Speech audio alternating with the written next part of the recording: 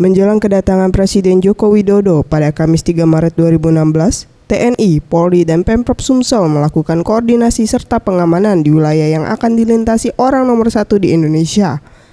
Dari agenda sementara yang didapat, rencananya pada Kamis jam 11 siang, Presiden RI akan mendarat di Bandara Sultan Mahmud Badarudin II Palembang. Kemudian langsung melakukan peninjauan pembangunan LRT, kemudian langsung melanjutkan peninjauan pembangunan tol Palembang Indralaya.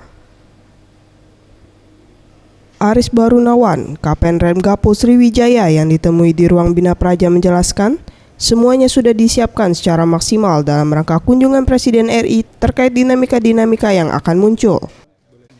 Tentang pengamanan, tadi pukul 8 sudah dilaksanakan apel gelar pasukan, terdiri dari TNI, Polri, dan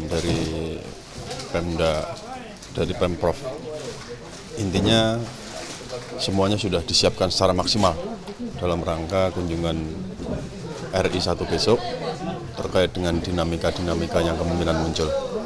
Mega Dwi Handayani, Septiawan Rizky, Sriwijaya TV.